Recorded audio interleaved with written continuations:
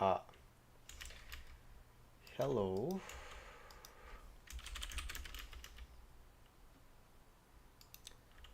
Aha, man, it's been some time since I streamed. Let's get streaming set up.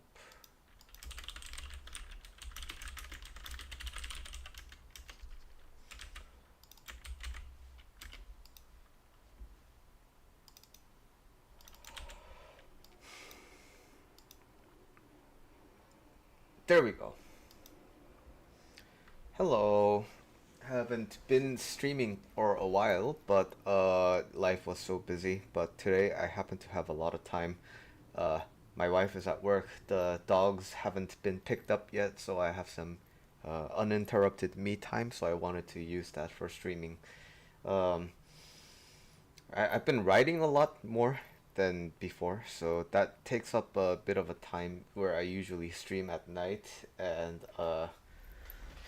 so I've been making more videos recently, but had a recent trip to Las Vegas, so wanted to catch up with that.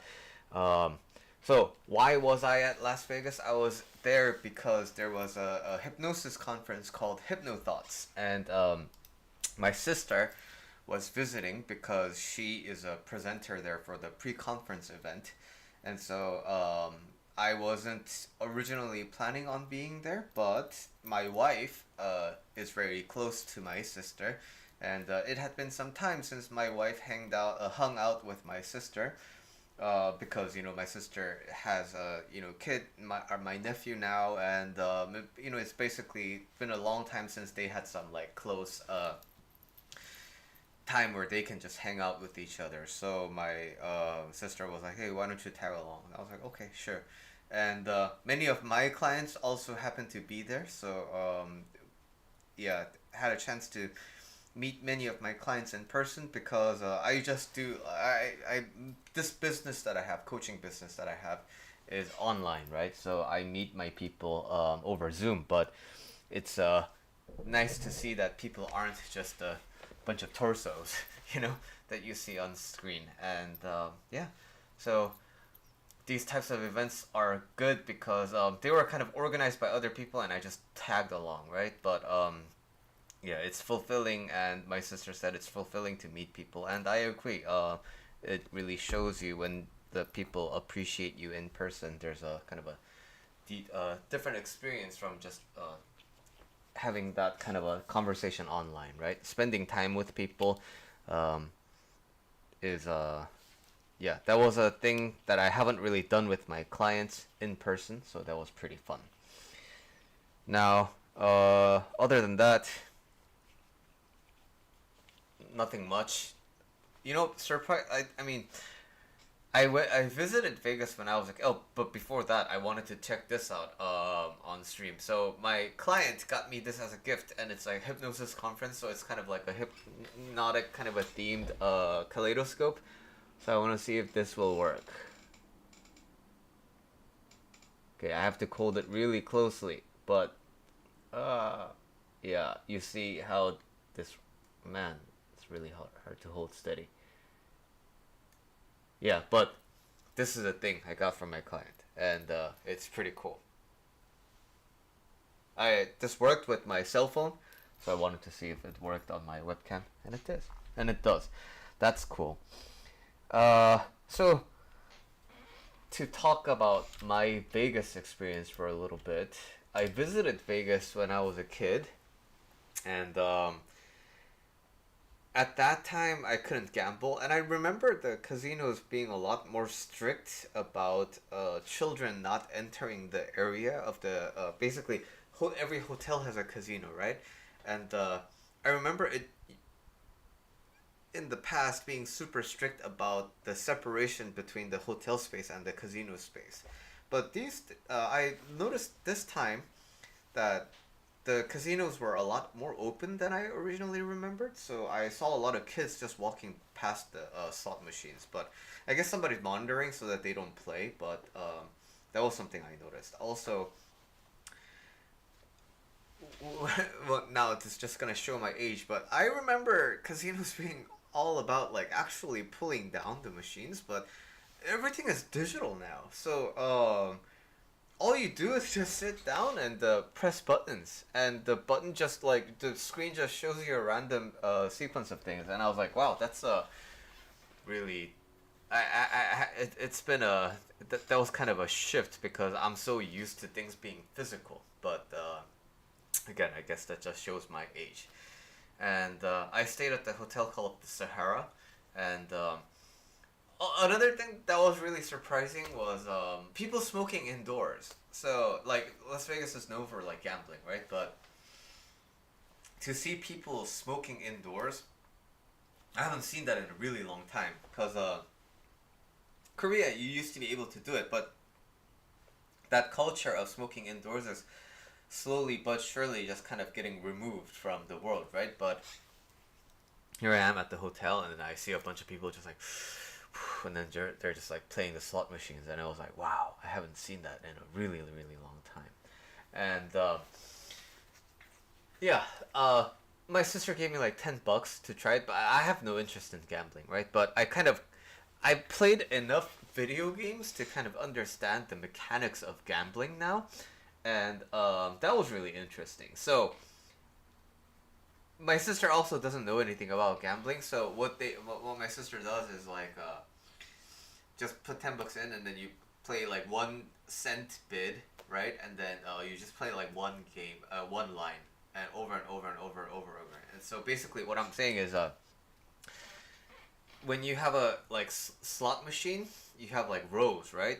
So this is in case if you're not like familiar with slot machines. Like, let me just see if I can pull something up. Slot machine.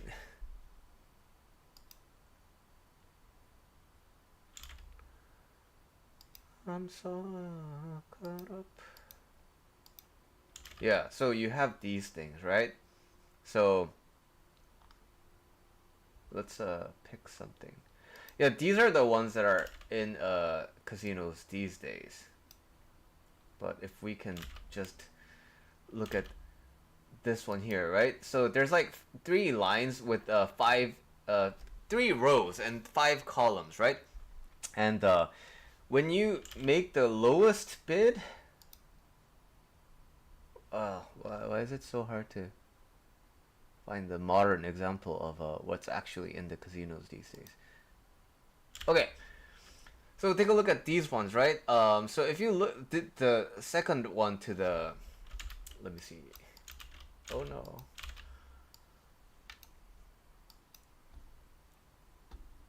Oh, you can't see my cursor. But anyway, when you play the lowest bid, you only play 1 line, and even if the other lines match, you only look at the middle line, right? So that's if you play the lowest amount of money settings. So that gives you a lot of chances to play for a fixed amount of money. So for example, if you put in $10 into the machine, and you bid $1 and you put in 1 line, like that, you can play for really many times, right? So that's fun because you get to press the button many times. But at the same time, it becomes repetitive because even when you win, the winnings aren't that big because you're betting so small. So what can you do? You can increase the amount of lines that you play, right? The ones that you see on display here, the one I just showed you had 3 rows and 5 columns, but you can see that these one has like 4 rows and 5 columns, and the second one to the left is like 1, 2, 3, 4, 5, 6, 6 rows and 5 columns, right? So the more lines you play, the more possibilities you have for winning, right? And I think it's multiplicative. So when you bet on many lines, when you win something, the winning is just a lot bigger.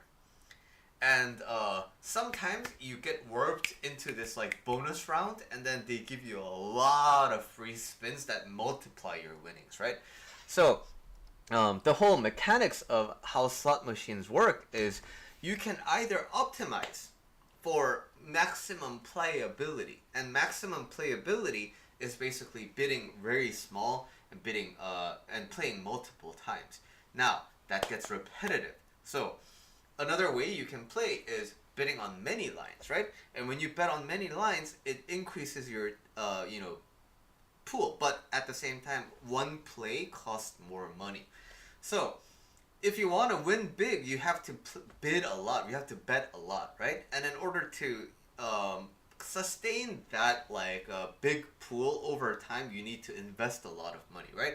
But at the same time, if you were sure to make money, if you were sure to make a lot of money with slot machines, like everybody would be doing slot machines, right? Because it's like a better form of investment than anything else. But life doesn't really work like that, right? So I first played, and then my sister put in $10, and then I played multiple lines, right? So my sister was like, "Oh, why are you burning money? Why are you crazy?" And then I won, and then I won like $86, right? And then so like I'm happy to walk away because like I'm not really interested, and I'm also happy to burn it because it's just entertainment, right? And so we went on to the next machine, and then I just kind of like blew everything, right? Bet maximum because why? Like I'm not really interested in like, but you know,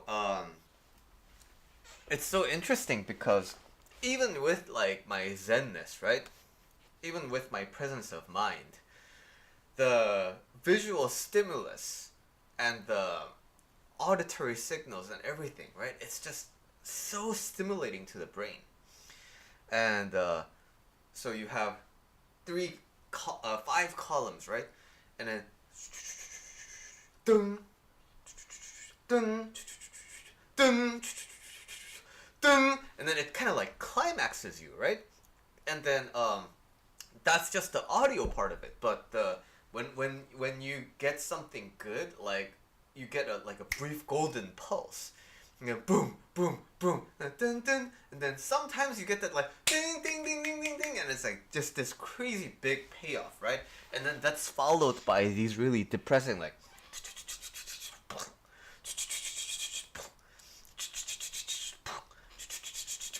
and then every once in a while you get, and then you're like, and then so it's these machines are just designed to stimulate that part of your brain, and now like it's very, very, very easy to see why people actually get really hooked into not like just any type of gambling, but slot machines in general. Because the payoff, the stimulus that you get, it's like really, it's just really fake kind of pleasure, right? So why I say fake pleasure is that it's the same kind of pleasure that you would instantaneously warp into when you're playing a random like item box video game, right?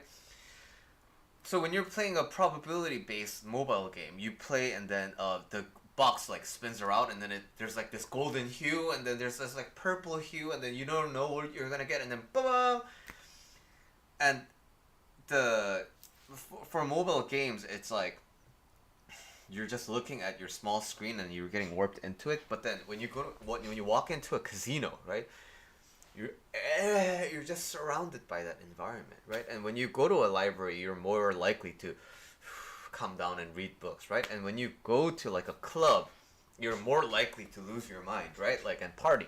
And so just like that, when you go to a casino, that same kind of random item box kind of a feeling that you get, it's just amplified to the max. So if you don't have a solid grip on yourself, very, very easy to be swayed. And moreover, if your life isn't all that like exciting, right? My life is pretty exciting. Like I get to talk to you guys on YouTube, and I get to coach people. I get to do all these things. I get to surf. I get to have my own business. I get to work. My life, I view it as even though it may sound very mundane to another person, I view it as I get to live my life like this. And so when all these like slot machines and like shiny things happen, it's like, yeah, like I can see that it feels good, but I can detach that from that pleasure. I can basically differentiate the pleasure that I genuinely feel because I'm living my life versus a pleasure that I get because of a stimulus, right? And so, but if your life if anyone's life isn't like that, and you get a glimpse of that taste of that stimulated joy, then it can be like this crazy amount of dopamine, right? So people say they need a dopamine detox, but I think if you want a pure concentrated amount of dopamine, like Vegas, and just playing with a $10 bill, not that much, right? But it's enough to give you that taste of that jolt of what actual like crazy dopamine rush is like. So yeah, that was my experience at the slot machines.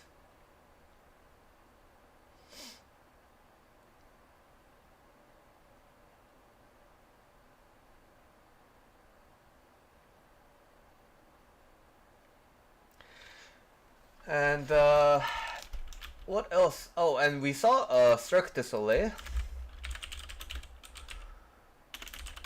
and the particular one we saw was oh,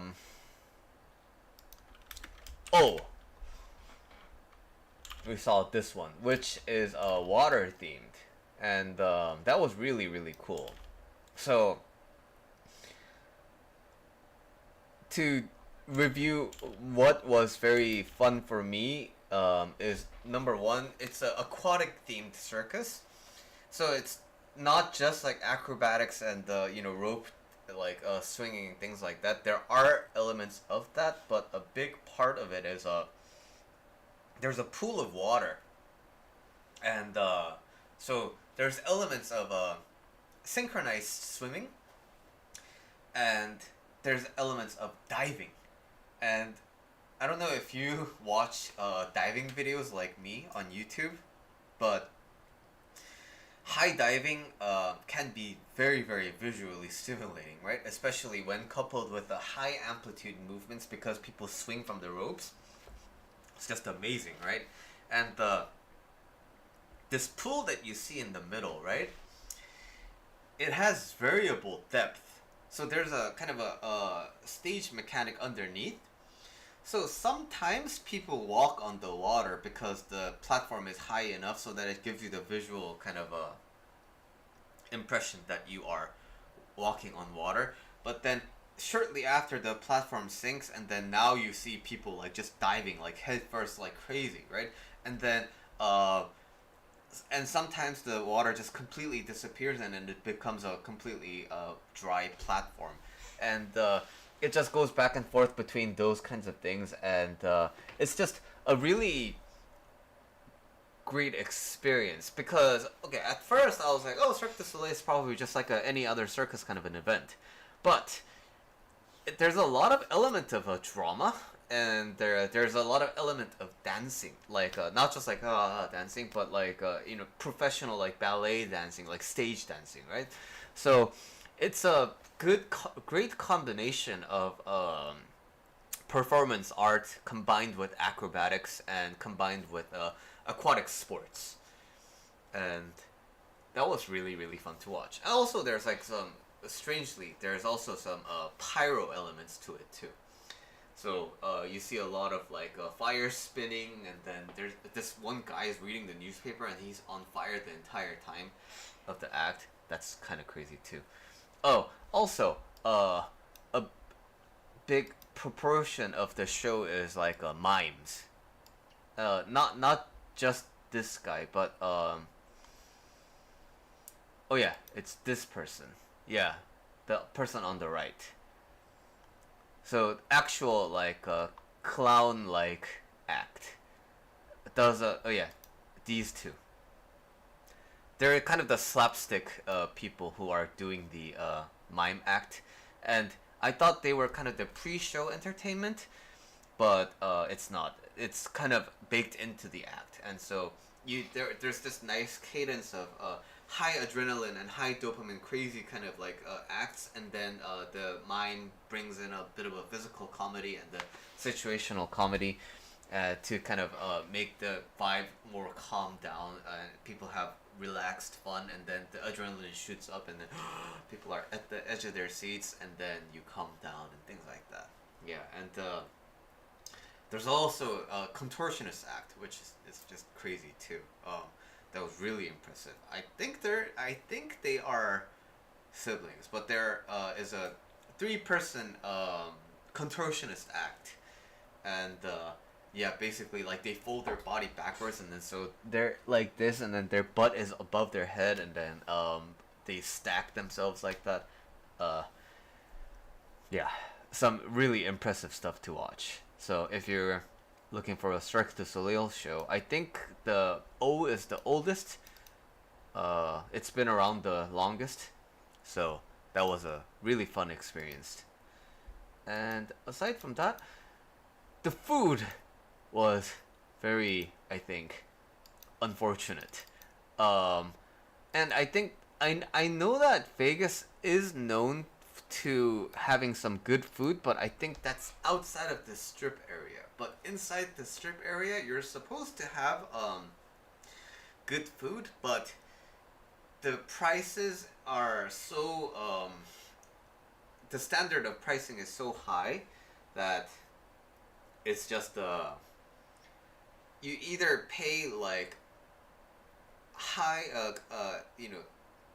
high money for mediocre cuisine, and if you really want something actually really delicious, you pay top dollars, which kind of makes sense, right? It's a place with a lot of people, so you can get by with serving mediocre food.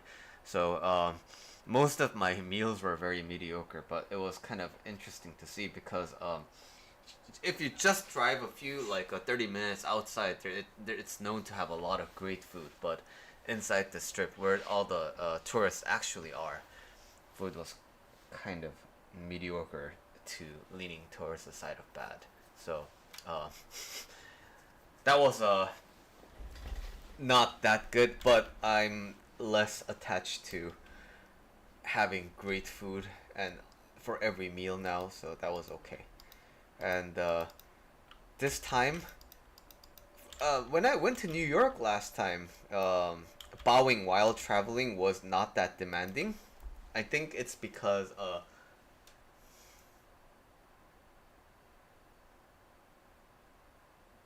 don't know. Maybe it's because of the time zone difference. But when I was in New York, like waking up at 5 6 to do my morning prayer, it wasn't that challenging because my body was like still getting used to the time zone difference.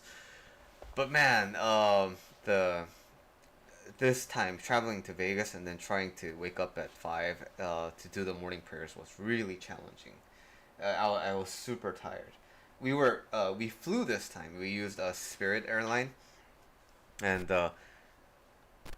we got really lucky because this earlier this week there was a big IT outage that affected the entire world, and so a lot of pretty much all flights in the domestic United States were just like locked out. We flew in a day before that happened, and that was very lucky because otherwise we would have just waited at the airport, went back home, and then we would have driven there. So very lucky we didn't do that. But traveling is I don't know what it is. Like I'm pretty fit, right? And I do a lot. I exercise. My cardio is pretty great. But man, traveling is always a different kind of taxing. And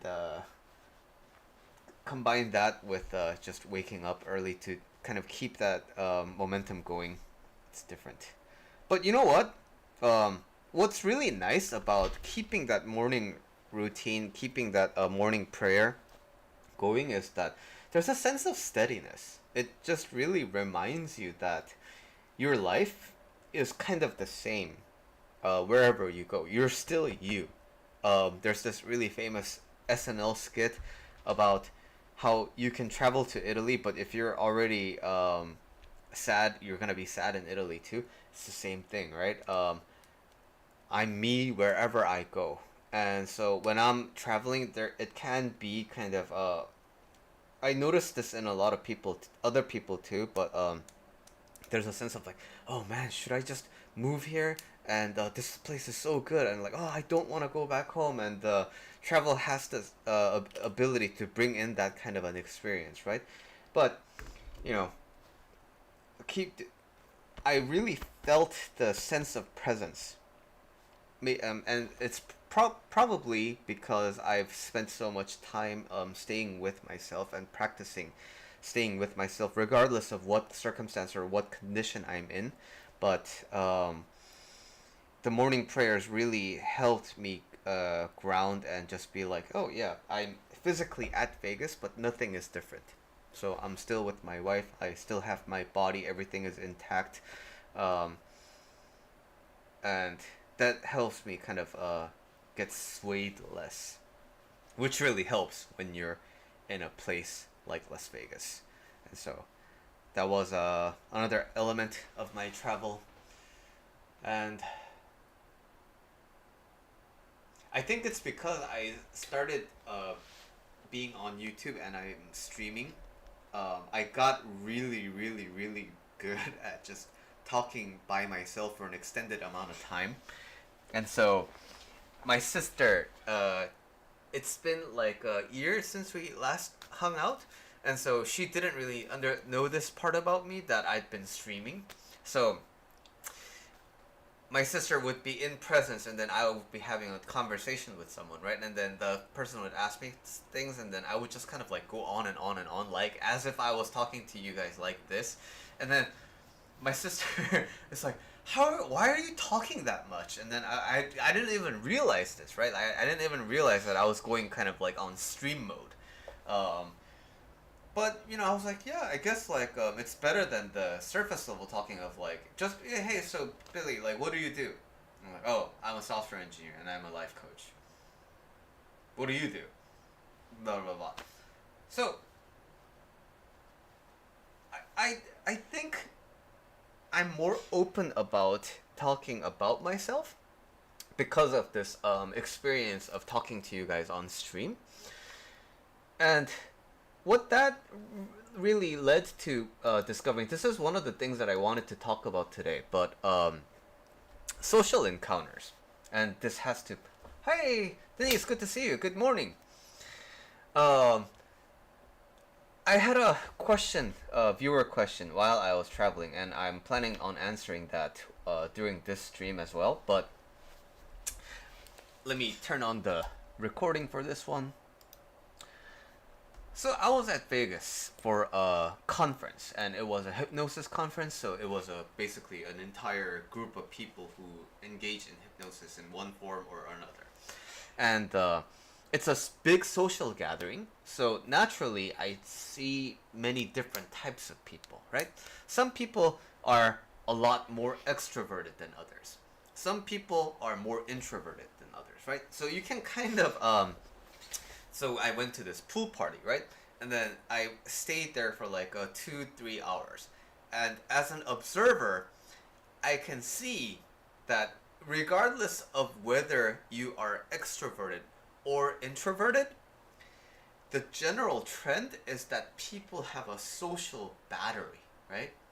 And over time, you can see that the energy of the entire venue just slowly going down because everyone is getting tired, regardless of extroversion or introversion. Die down. They get tired of putting on the social face. And so the extroverted people get tired in groups, and the introverted people get tired alone. And they're just kind of like floating in the pool, and everyone's just kind of like to themselves, right? And the more time goes on, people just go to their rooms, and but that's a little bit different from me, and this is a kind of a feedback that I've gotten over my experience, and it's that, wow, Billy, you're really the same. Like, I thought you would be a little bit different because that's been my experience when I'm talking to you online versus now, but you're very much the same. And that's by design, right? Because when I have to put on a face and when I have to put on a show, it drains me too. Because why? I'm trying to do a good job, right? When I'm trying to do a good job, that expends energy. And moreover, my idea of me doing a good social job is not necessarily the ideal, the best the written rule of this is how to be really social. This means I think I'm being social. I think I'm putting on a good, pretty face. And then I see other people aren't really receptive to it. Then, if I'm still trying to do a good job, then I need to be on real time, on the fly. I need to be figuring out what I'm doing wrong, and then I need to adjust it, right? So basically, my entire demeanor, my entire how I act gets determined by other people.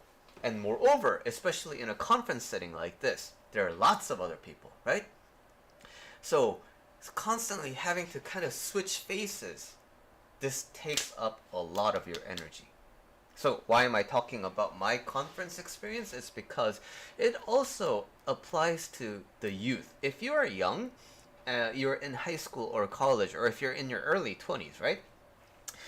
You mostly meet people during big social gatherings, and you deepen those relationships with like friends gathering and things like that, right? But you may be asking yourself, but what's the best way to act in these situations? How do I become more social? So I want to give you this is kind of an in-depth discussion, but I want to give you an overview of how to basically be yourself. And now, you can be yourself. And that you might not think that it's the best way to be. But today I want to give you some contrasting examples to ultimately convince you the best way to be you. The best way to be in social situation is to be you, even if you are quiet, and even if you are introverted, and even if you are kind of antisocial. So, antisocial in the kind of a common social nuance way, not the DSM-4 or 5 version of it, which I've gotten a comment about before. So I will bring up my notepad. Not this, okay. So I have my, okay. Here we go. Okay.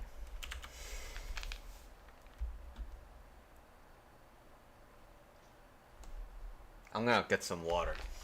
Feeling parched.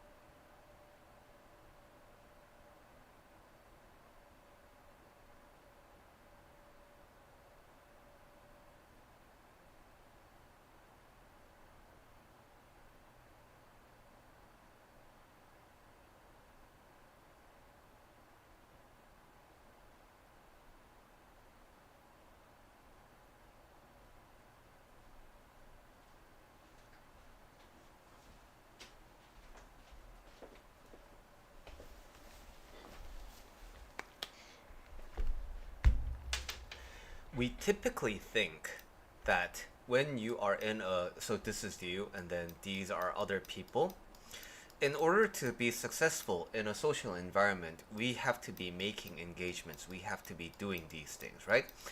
And that's, you know what, if you really look at it from a probability kind of a perspective, this makes sense. Of course, you are more likely to form relationships this way, right? Because you are more proactive about it. So you can go the extroverted way, right? And talk to a lot of people. And you can also kind of go retreat, right? But people naturally have a disposition for how they want to be in social, especially social situations where there's a lot of new people. And now it's important to know where your natural disposition is. You can be naturally extroverted, you can be naturally introverted, and that's fine. Now, here's what happens when you try to be a certain way. we may have our best intentions, right? And we may think that we are too shy, therefore we must be more extroverted. And that in that way, we may think that being extroverted is really good. But social situations is always you giving someone communication and you also receiving communication, right? That's what talking and that's what like communication basically is. There's a from party and a to party. Now, imagine this. You're here and you just are having a pretty good time by yourself, and then this person comes to you and then just goes on and on and on and on and on about you, right? And they're like making little jabs and they're being sarcastic, and then they're trying to like be super like abrasive, or they talk a lot, or they talk too much, or they have no sense of boundaries, so they start like trauma dumping on you or whatever, right? So in this way, from the receiving side, talking with an extroverted person may feel pretty annoying, right? But at the same time, when someone approaches you and are like super friendly and very cordial and also has a really great sense of like very fluid and talking really like topic to topic, discussing a lot of different things, that can be a very fun experience, right? Now, therefore, we strive to be those like smooth talking people. But the thing is, another person may find the same annoying person to be that kind of charming. Right? And another person may find your version of charming kind of boring. Oh yeah, we can just sit here and talk about like like surface level topics or whatever. No, I just want to get fucking wasted with you, bro. Like, come on, let's get shots and let's just like get rowdy and like let's go to the DJ, and some people have a natural preference for that. So, it's important to recognize that your behavior can be interpreted many different ways. But what makes it good? What makes it bad? There's no such thing. It's just a different take, right? So, ideally, it's nice to form relationships that are with people who are kind of similar vibe as you, right? So, one way of forming nice social relationship is like people who are on the same kind of a frequency and wavelength with you. So, I'm naturally kind of introverted. You're also kind of naturally introverted, and then we kind of hang together, and we're physically together, but we're doing our own things, and then that's like really comfortable for the both of us, right? So that can be one way of vibing. Another way of vibing is that I can be an extroverted person and I happen to be really good at respecting your space.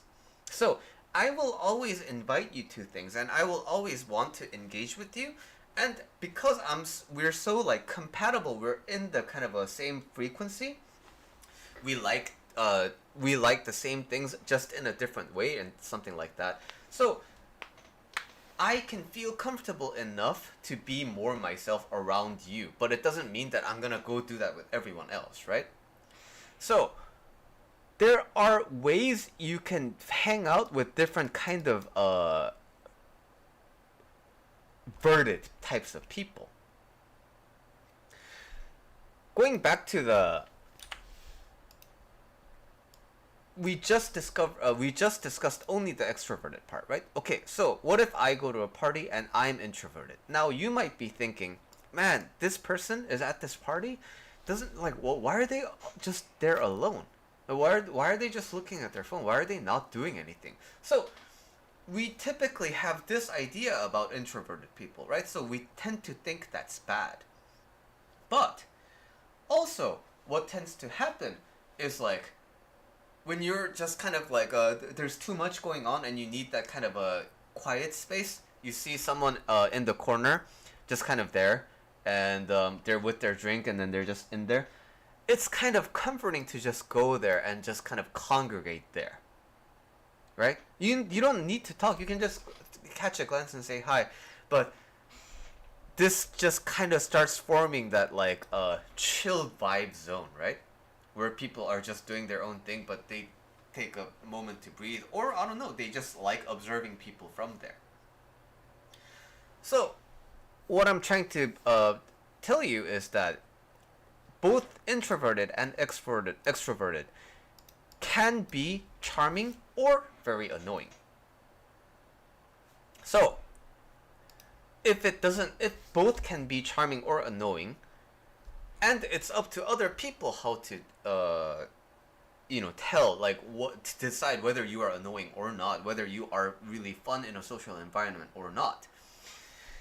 The more you try to fit other people's like demands about what is cool to them, the more you have to go back and forth and back and forth and back and forth and back and forth.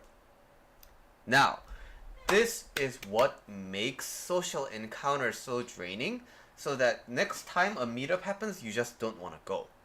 And this is the same for everything. Like, this is what introduces burnout, right? You can pursue a passion and you can try to do a really good job at your hobby. And you can do that by grinding, and you can do that by exerting yourself. And you may get your goal, but you're never gonna want to do that again. So, I focus a lot on sustained effort, right? I focus a lot on enjoying the things that you enjoy for a prolonged amount of time, because it doesn't expend effort. And in order to do that in a social environment, you gotta understand that it's the best way to be is to be you. Because, again, introverted, extroverted, they both have their ups and downs. And how people perceive that up and down is not up to you. So the more you try to fit in, the tougher things become in your energy tank. And now, what's the natural follow-up to that? Then what if I'm missing out by not really engaging in conversations? And this is something that happens a lot during networking events, right?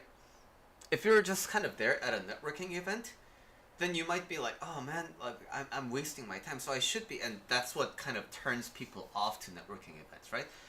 And so, I want to tell you, again, that's the reason why I covered the compatible frequency. It's okay to be naturally introverted in networking situations. Why? Because your calm presence of mind, your comfortableness in being in your own skin in networking events alone, it may lead other people to be attracted by that. It may lead similar people to feel more comfortable around you. And just by being yourself, you still have the possibility of attracting really, really good people. Or I should say, people who are good for you. But then you might be thinking, there's these persons that I'm not interacting because of my aloofness. Because I'm not making proactive things, I'm only getting to meet people who are coming to me. And isn't that bad? You might think that's bad. But who says these people are all like really good for you? And moreover, who says that if you don't make these connections today, they're never gonna happen? There's more networking events to go to, right? So, because in this networking event number 1, you only meet like 2 people. And that's okay, right? Because why? This networking event wasn't that tough for you. It was comfortable for you.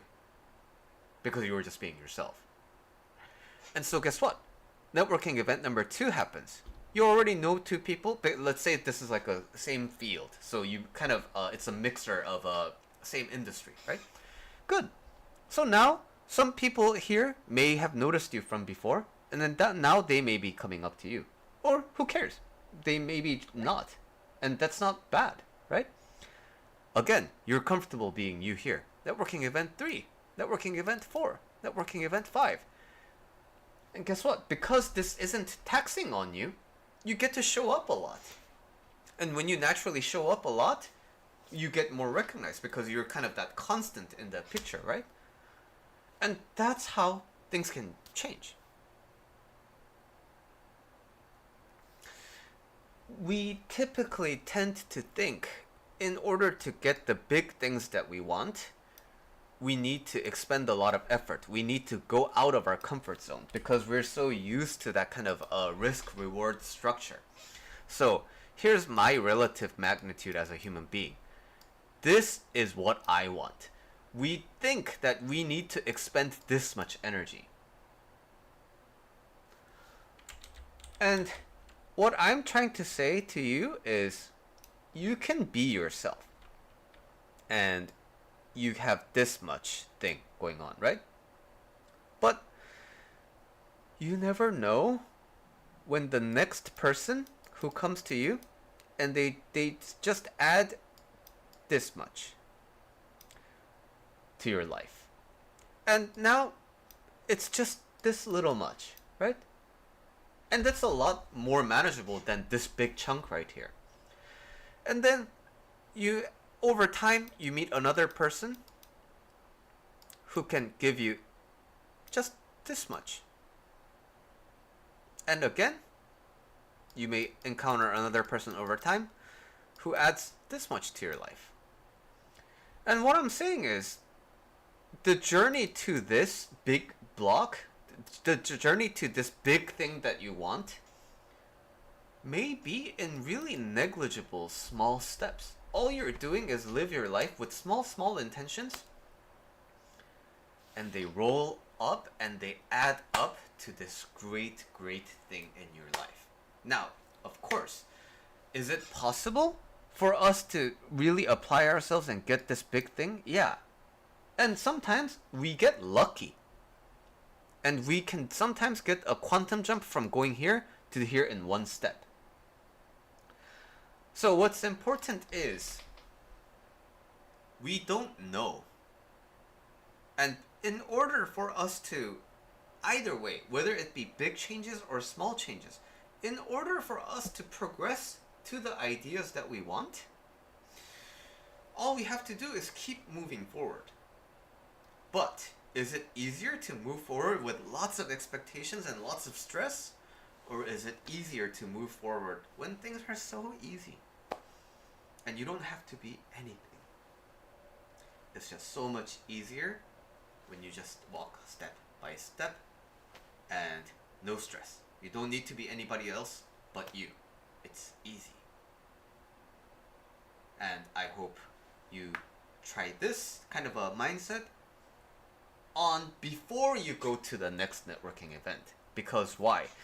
When you go without being mentally committed and prepared, what kind of a day, what kind of a night, what kind of an event you're gonna have, chances are when the stimulus comes in, you're gonna have your natural reaction, the reaction that you're used to, right? And you're gonna become a byproduct of the things that happen to you on the fly. Consider these ideas before you go to the next networking event. Be you, because even when you're you, things can happen. Even when you miss out, because you're not tired, because you're not stressed, you can take the next chance. And so even if you miss one chance forever, there's nothing that guarantees that chance would have been 100% good for you. You just take the chances that get to you, you just capitalize on the opportunities that land on your lap, and you get to realize that, hey, this is easy. I didn't have to do anything. Try that flowing kind of a mindset, again, before your next networking event. All right. And now, the second viewer question, which is kind of related to this, I would like to answer.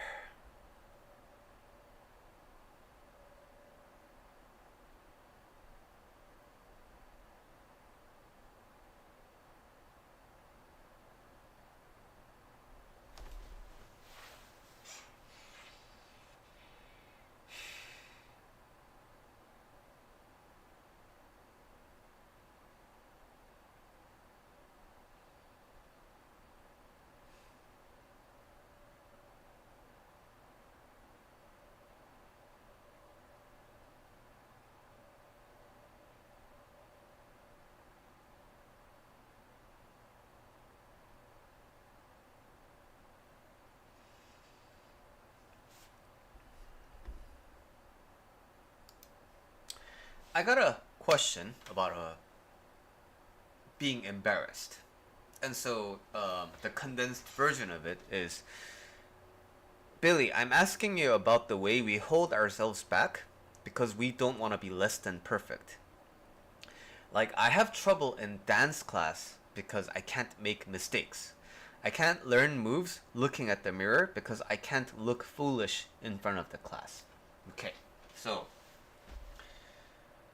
I decide to eat. I'm hungry right now, and I decide to eat.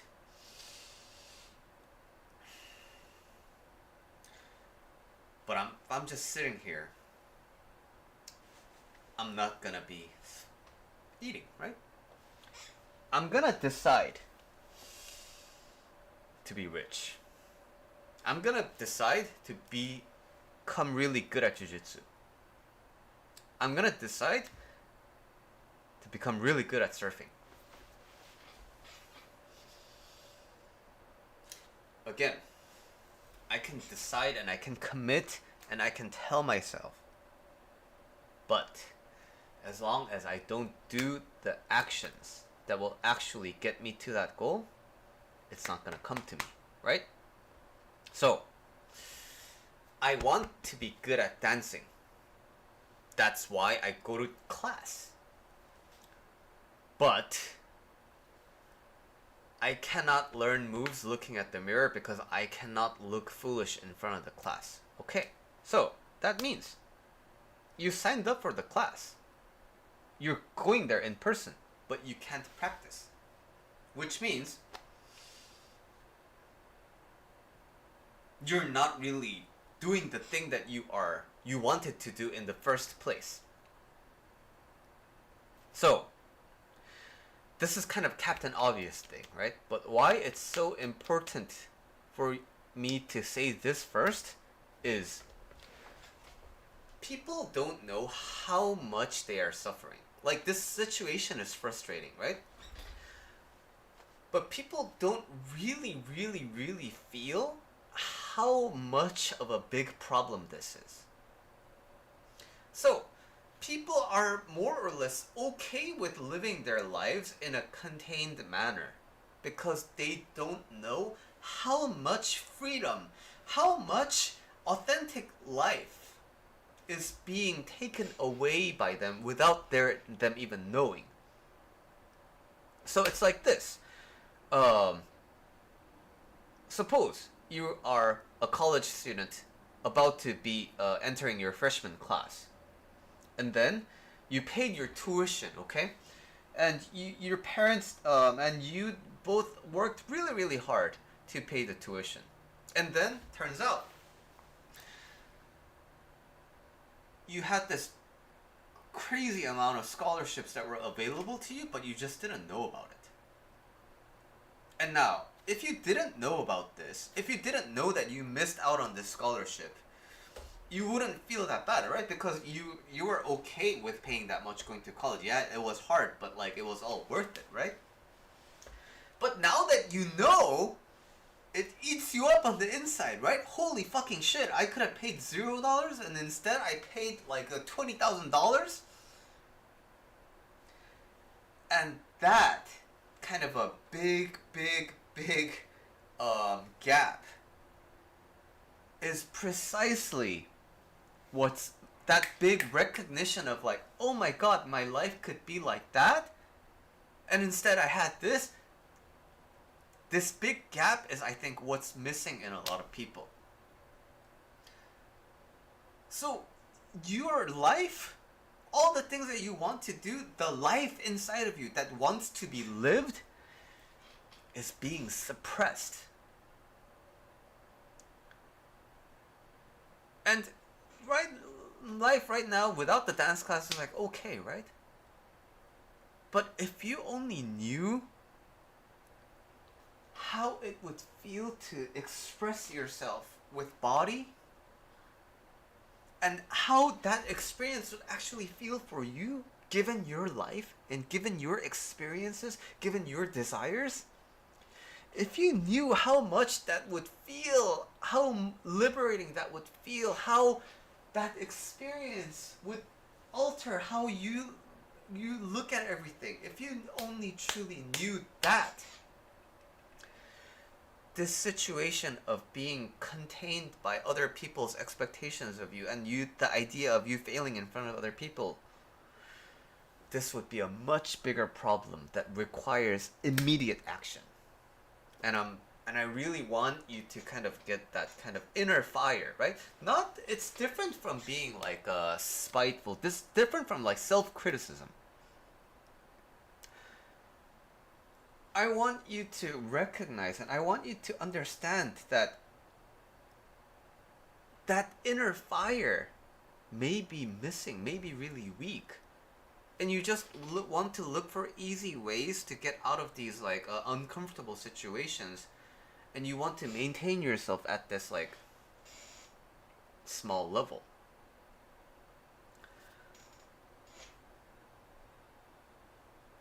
And of course, if you are really set out on this, right, you would practice alone when there aren't other people. But that may not be happening, right? Because why? This idea of the self living my life, this fire that fuels the living of my life, instead of just being a passive bystander of my life, just letting hunger, the urge to sleep, the urge to do, instead of being this byproduct of urges and cognition and stimulus, the fire that fuels the living of your actual life, I want you to identify that, and I want you to light that part of yourself up. But anyway, going back to the actual matter at hand, right? So, you hold yourself back because you don't want to be less than perfect. Okay, so you don't want to be embarrassed because it probably means something, right? Being embarrassed means something, and especially not being good at something in front of other people means something. So there are lots of sociological research and psychological research that indicates in a group environment, standing out, especially in a negative way, can be very threatening to the psyche, right? And that is all very commonly experienced and also naturally understandable phenomenon. But you're holding yourself back, you are preventing your own success because it's more preferable to being embarrassed in front of other people. So, you don't have to dance in order for your life to mean something, right? So, the entire point of my approach to things, the entire point of my coaching, is for you to not suffer. I don't actually care if you dance or not. But I want you to not suffer. Right now, you're suffering because you're in the middle zone of I don't want to be embarrassed by other people, in front of other people, versus, but I also want this. If you pick one without lingering on the other, then you can move on. You don't need to feel bad about this. And again, this may be really like Captain Obvious kind of a thing, right? But If you want to be good, if you want to actually improve, you have to practice. If you don't want to be embarrassed in front of the class, maybe you have to practice alone. If you don't want to look foolish in front of the class, then you just don't do it. But if you want to be good in front of the class, only good in front of the class, that's a lot of expectation to manage, right? And that's a lot of isolated hours of practice to do, right? That may not be happening. Also, this means that there's a lot of judgment about people who aren't really good in front of the class, right? Because why? It's probably a novice class, right? And the key identifying feature is like, I can't make mistakes. Why not? What's gonna happen when you make a mistake? And again, this is going to be related to the, being embarrassed means something for you. And that requires more introspection about why it means something. But that's a self journey to go through, right? You have to figure out that by yourself. But I'm trying to paint the bigger picture here. Because dancing and embarrassment is one thing. But it's one aspect of your entire life. And your entire life and your grip on it is what's at stake.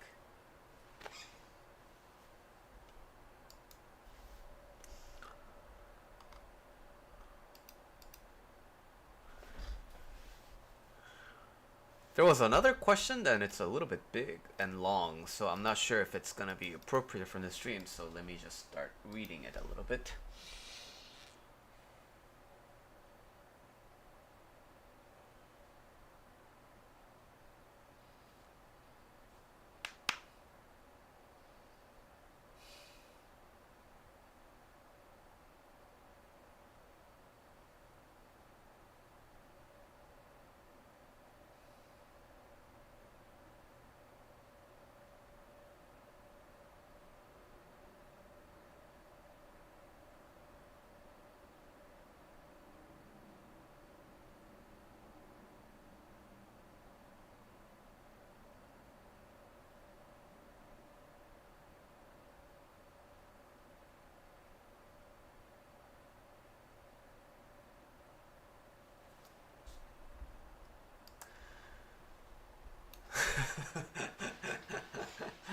It's a very interesting kind of a question.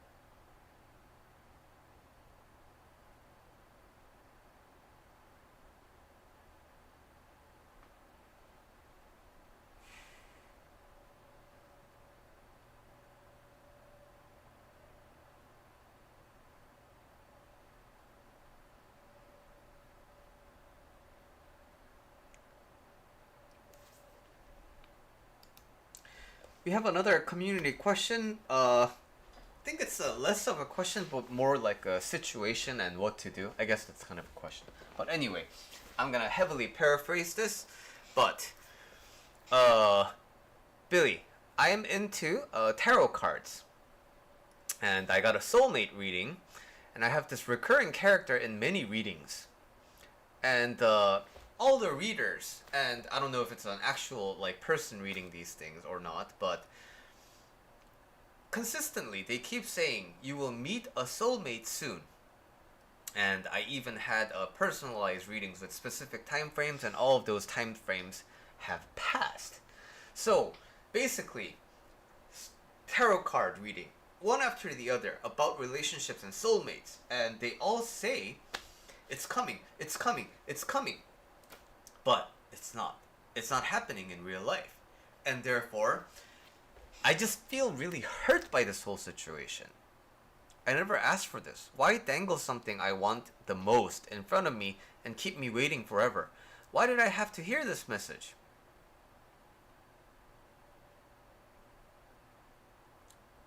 Why am I waiting for someone who is clearly never coming? But if it's not this, what do I do to find love? This has been going on for a really long time. It gave me hope when I had bad days, but now it just makes me angry. And my problem is I'm not able to let it go and keep thinking about it. I just want to go back in time and never have heard about this idea in the first place. Even if I do meet this perfect soulmate, I want to reject them out of spite. I don't know how to stop thinking about it.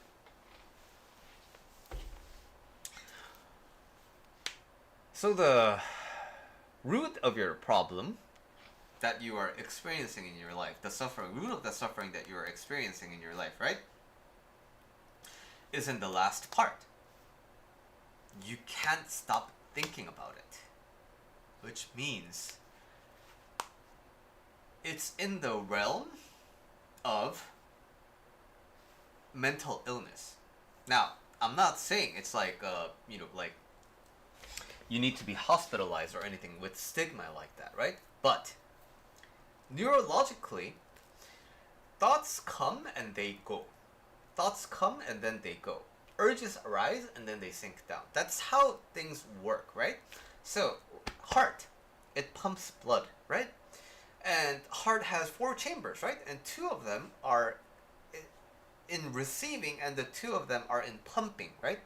So that's why there's 2 types of blood vessels. One goes through and with the oxygenated blood, and one returns it to the heart and the lungs and the things like that, right? So there's 2 types of it. So this is how the body is supposed to work based on our observation of it over statistical analysis of organs, and when you look at the chemical composition of the organs and what they do. For example, digestion, stomach, large intestine, small intestine, they're all very porous, right?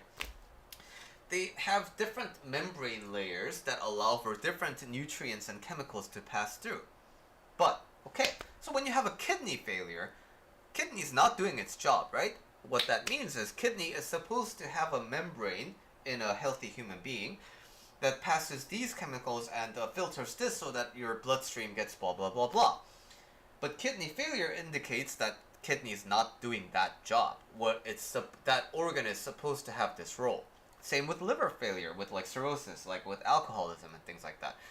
Your liver is supposed to be this like really big detoxifying organ, right? But if it's not detoxing, that means toxins that were supposed to be filtered at the liver are now circulating around your body. Okay, so just like that, your brain is supposed to have thoughts arising, and your brain is supposed to react to stimulus, but then you're an adaptive human being, right? So it's supposed to, in a healthy brain, it's supposed to come and go and come and go and come and go and come and go, retain some memory, throw away some, expel them in a dream or whatever, and then commit some of them to long-term memory and so on. But right now, your brain is not performing the letting go part. Or it is overstimulated in the catching part. So you have to understand that you can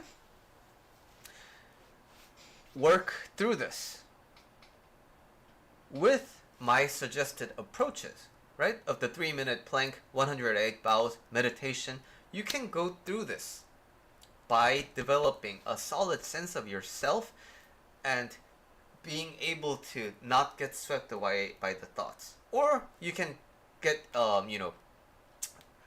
in-person experience of like talking about this with me, get some like FaceTime with me, and then you can talk about it and then process, like I can help you navigate the feelings, right? I can ask you questions about what it is that's clearly like getting you stuck in here, why you got into, you can work through those things with me, right?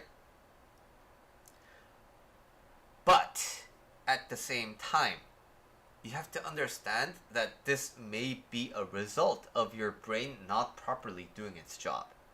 So it's a form of OCD.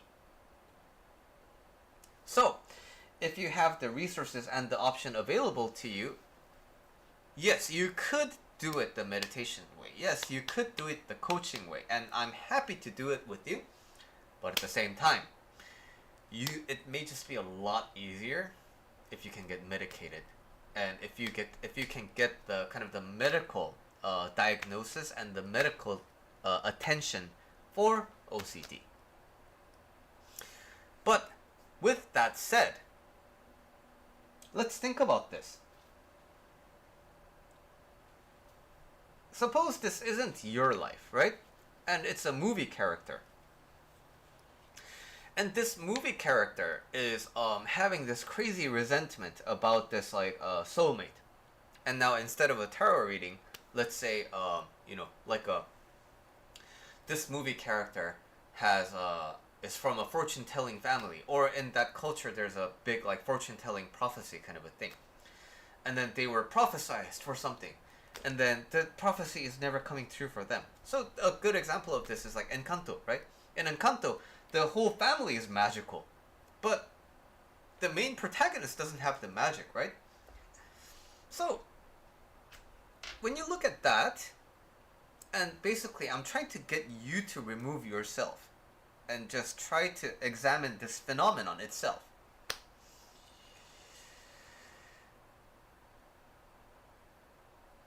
The character from Encanto isn't really all that like fixated and obsessed about the lack of their magical prowess, right? But for your case, you are very attached to this. What would be the primary difference there? What makes a person attached to something? For you, it's a relationship and this idea of a soulmate. For other people, it can be success in their business. For other people, it can be being promoted to a certain position. For other people, it can be cars. For other people, it can be winning in auctions. It can be winning in video games. There's a lot of these things that you or anyone can be really fixated on. So, what makes someone fixated on a certain topic?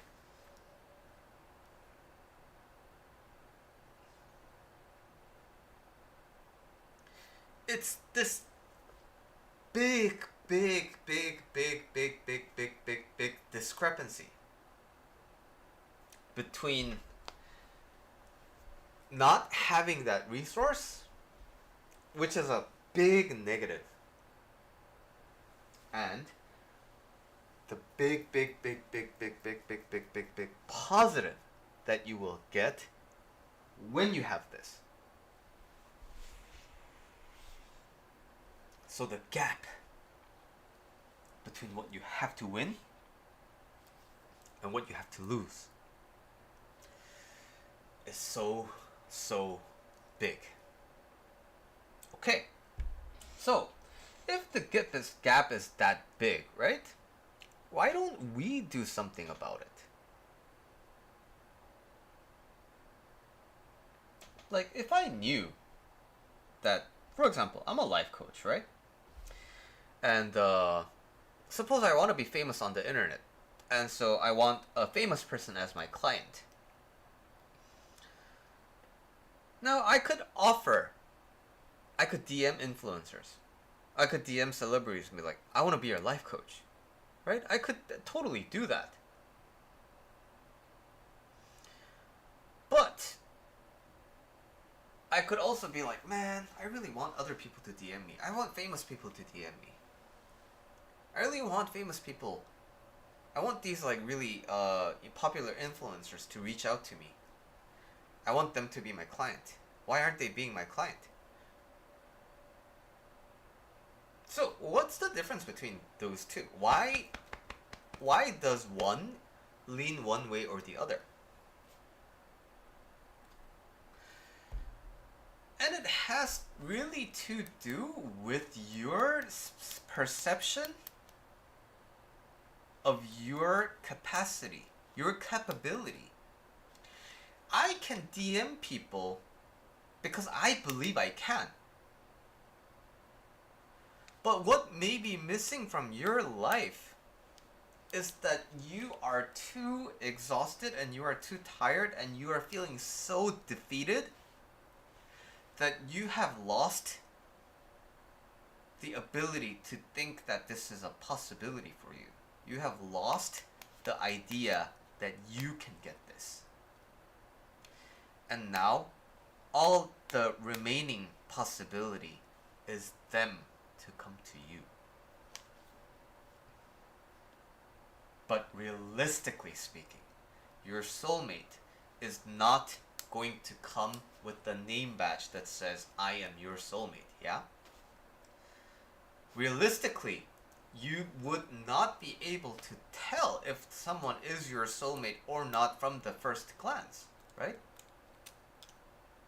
Because realistically, nobody is going to come to you and start telling you that you are their soulmate.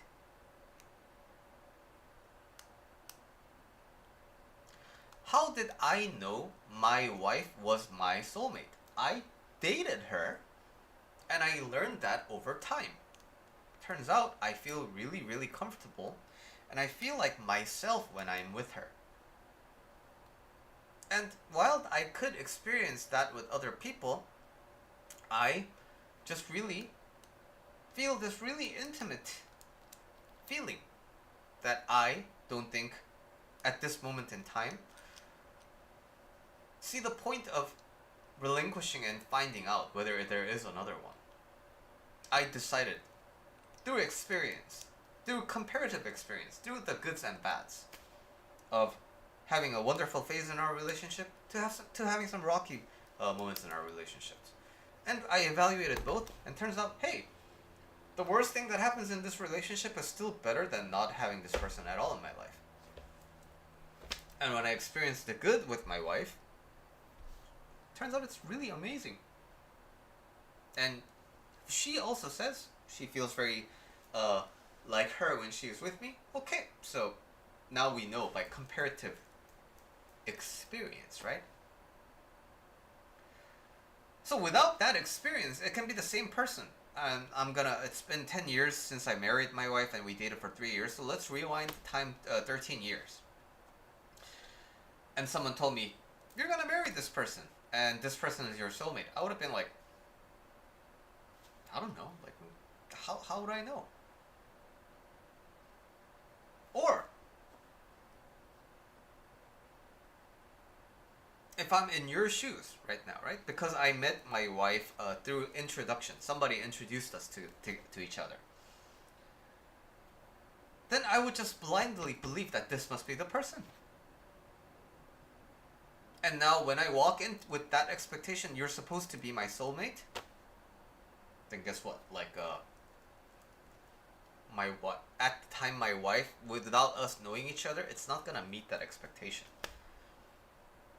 So, same person. But soulmates, this idea of a soulmate, you are soulmated through the experience of the relationship and through the experience of romance. Because why? That's how you're able to tell.